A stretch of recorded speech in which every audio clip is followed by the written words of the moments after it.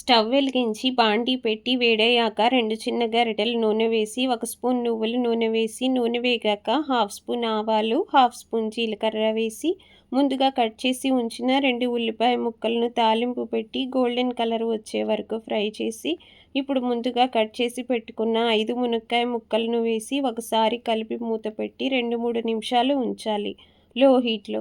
ఇప్పుడు కట్ చేసిన 1/2 కేజీ టమాటా ముక్కలను తీసుకొని మునక్కాయ ముక్కలతో కలపకుండా వీడియోలో చూపిస్తున్న విధంగా ఒకవైపుకు జరిపి టమాటా ముక్కలను వేసి 1/2 స్పూన్ ఉప్పు టమాటా ముక్కలపై వేసి జాగ్రత్తగా టమాటా ముక్కల వరకు కలిసేలా కలపాలి.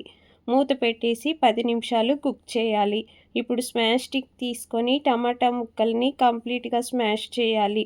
మునక్కాయ ముక్కలను టమాటా గ్రేవీని మొత్తం కలపాలి. 2 నిమిషాలు చిన్న మంటపై ఉంచి రుచికి సరిపడా కారం వేయాలి. మూత పెట్టి ఆయిల్ కనిపించే వరకు ఉంచాలి. ఇలాగే దగ్గరగా వేగే వరకు ఉంచి తినొచ్చు. లేదంటే 1 గ్లాస్ వాటర్ యాడ్ చేసుకొని రుచికి సరిపడా ఉప్పు వేసి ఆయిల్ కనిపించే వరకు సన్న మంటపై కుక్ చేసి దించేయండి. టేస్ట్ చాలా న్యాచురల్గా రుచిగా బాగుంటుంది. Thank you for watching.